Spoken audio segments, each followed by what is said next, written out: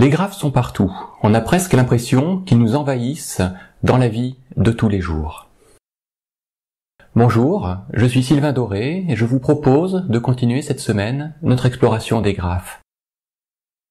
On a vu dans le premier épisode donc les graphes qui semblaient omniprésents, et je vous disais qu'en fait l'histoire des graphes, des arbres, remontait à plus loin encore. Alors pour essayer de vous en convaincre, on va faire ensemble quelques allers-retours dans le temps, avec par exemple ici un outil moderne, Answer the Public, qui est pas mal utilisé quand on fait de la recherche d'expressions, de mots-clés, qu'on cherche à définir des personas par exemple. Donc c'est un outil qui permet de représenter les différentes questions associées à un terme, ici graphe, sous forme d'arborescence, avec ici toutes les questions par exemple qui vont commencer par comment, pourquoi, etc. Donc c'est une représentation habituelle pour tout ce qui est persona, mind map. Par contre, est-ce que c'est vraiment moderne?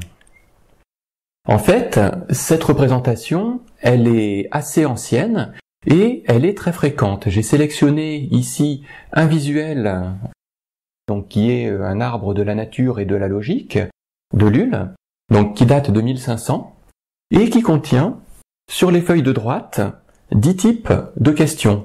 On retombe sur les mêmes types de questions que ce qu'on a dans Answer the Public. Et au centre de cette illustration, ce qu'on retrouve, c'est un arbre de Porphyre qui regroupe sous une forme structurée différents concepts. Et là, cet arbre de Porphyre, on est chez les Grecs au IIIe siècle. Et on pourrait remonter comme ça encore plus loin, puisque cette classification sous forme arborescente, on l'avait déjà avec Aristote en moins 350. En parlant d'arborescence, en SEO, vous savez peut-être que les concepts de Trust Flow, de PageRank thématique, sont en fait basés à l'origine sur la classification de l'annuaire Demos, donc un annuaire, dans lequel les catégories ont été créées, définies et alimentées par des humains. Là encore, rien de neuf. En 1780, dans leur encyclopédie, Diderot et d'Alembert ont représenté la table des matières. Ce qu'on voit ici, c'est la table des matières de la première encyclopédie, sous une forme d'arbre qui représente sous une forme structurée et hiérarchisée les différentes branches des sciences. Alors, je vous dis encyclopédie, c'est peut-être pas celle-là qui vous vient en premier à l'esprit, on pense en général plutôt à Wikipédia. Ok, voilà Wikipédia. Wikipédia, on peut se dire, ça n'a rien à voir avec l'encyclopédie historique, c'est un ensemble phénoménal de pages interconnectées avec des liens dans tous les sens. Ça doit être un graphe très complexe. Mais si on prend un petit peu de recul et qu'on regarde vraiment la vue globale, les clusters, donc ici Matt Biddulph qui a fait une représentation donc des 2500 premières pages Wikipédia en regroupant par cluster et en colorisant les clusters. Donc là, c'est peut-être pas encore très net, mais si on met les points sur les i, en mettant vraiment en évidence les différents clusters, on voit nettement des choses qui se détachent, donc avec des regroupements géographiques, mais aussi thématiques, et on retombe ici tout à fait sur un visuel très semblable à l'arbre de l'encyclopédie de la table des matières. C'est vrai à différents niveaux, par exemple ici avec toutes les pages qui tournent autour de transhumanisme, et c'est loin d'être un gadget, puisqu'ici, avec ce graphe et ces clusters, on voit des relations, des liens, et il y a des choses qui se détachent qui ne seraient pas visibles, ou très difficilement visibles, même si on prenait le temps de lire les 23 000 pages en question.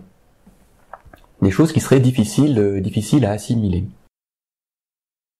Donc, chose qui semble moderne, mais en fait, tout ce qui est graphe, et notamment les arbres, ça a servi depuis toujours à représenter et à communiquer, à organiser la connaissance. Voilà, pour finir de vous en convaincre, un autre exemple historique, qu'on doit encore à Lulle, en 1500. Et pourquoi est-ce que je vous montre spécifiquement celui-là? Parce que c'est l'arbre de la connaissance. Et de l'arbre de la connaissance au graphe de la connaissance, le Knowledge Graph de Google, il n'y a qu'un pas. Et ce Knowledge Graph de Google, c'est un graphe donc qui relie tout ce qui est entité nommée et qui permet de repérer donc ce qui est personne, lieu, date, événement, et de regrouper dans un graphe avec différentes relations. Ici, on a donc le Knowledge Graph de Raymond Lulle, qui a fait quelques-unes des illustrations que je vous ai montrées auparavant.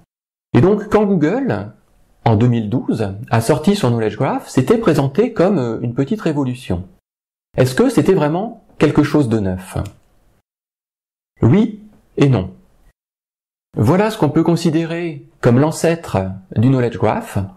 C'est un diagramme de l'an 1000 qui représente sous une forme structurée l'ensemble des concepts clés de l'époque. Donc, on va retrouver les 4 points cardinaux, les différents signes du zodiaque et également les quatre éléments.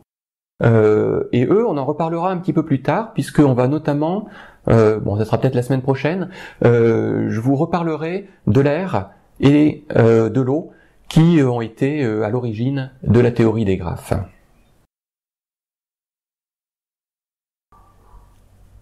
Alors, dans cette présentation, si vous en doutiez, pour le moment, je ne vous ai parlé en fait que de SEO. Que ce soit du point de vue du moteur, de l'utilisateur ou du référenceur, les concepts de graphes et d'arbres sont vraiment au cœur du problème. Et tout ce qui est nouveauté apparente du SEO, on l'a vu pour le topical trust flow, pour le knowledge graph, tout ce qui est persona, intention, chemin utilisateur, cocon sémantique, mind map, arborescence des contenus, tout ça, ce sont des concepts qui ont des racines véritablement millénaires. Et à la base, on trouve toujours un arbre ou, quand l'objet à étudier est vraiment trop complexe, un graphe.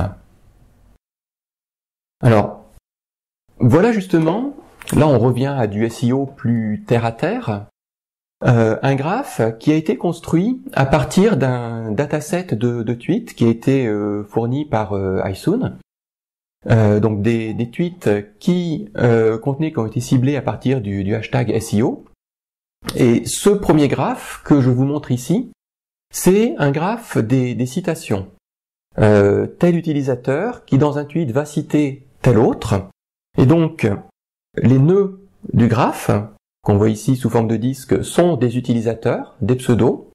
Et on a créé un lien d'un utilisateur à un autre quand cet utilisateur a tweeté en tweetant celui-là.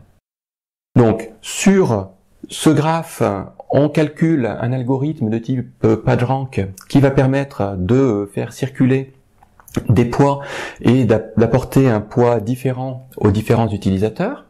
Et déjà sur ce graphe, même sans savoir qui est qui, on retrouve déjà des typologies extrêmement différentes. Par exemple, on distingue tout de suite les stars qui sont au centre de réseaux qui reçoivent énormément de liens et qui ont une importance forte par rapport aux autres. On voit aussi d'autres profils types, par exemple celui-ci, qui reçoit très peu de liens. Ici, on ne voit même aucun lien reçu, mais que lui, il ne fait que envoyer des liens. Il cite énormément de personnes.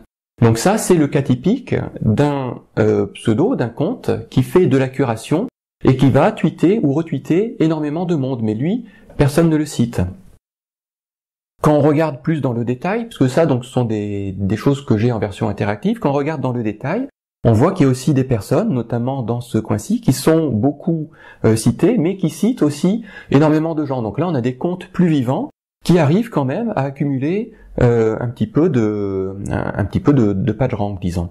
Dans le lot, donc je ne sais plus si c'est celui-ci ou celui-ci, on a Abondance par exemple, le compte de Olivier Andrieux.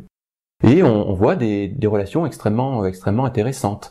On peut voir ici aussi cette personne qui a l'air de recevoir énormément de citations d'une communauté qui a l'air assez dense.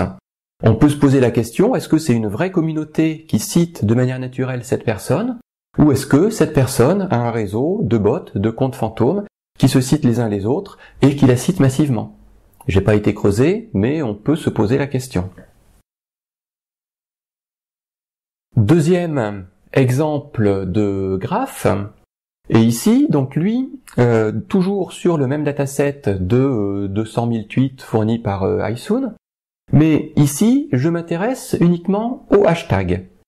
Donc, les nœuds du graphe qu'on voit ici sont des hashtags, et j'ai relié les hashtags entre eux quand ils étaient cités dans le même tweet.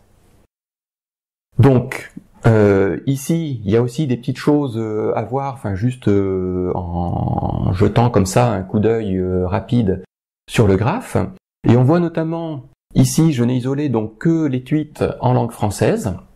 Et ce qui est assez rigolo, donc en comparant langue française, et après je vous montrerai l'anglais, c'est que ici, pour les Français, c'est Google, le hashtag Google, qui est le plus important, c'est lui qui a le plus de poids, et qui est au-dessus de tout le monde, qui est cité quasiment par tout le monde. Si on regarde d'un point de vue anglophone ce qui se passe, donc déjà on a un volume plus important, on a plus de tweets, mais pour les anglophones, les concepts qui se détachent le plus sont ceux de web marketing, de growth hacking, et Google, on a du mal à le voir comme ça, mais pour les anglophones, Google, il est un petit peu excentré, il est ici et c'est pas lui qui a le plus de poids.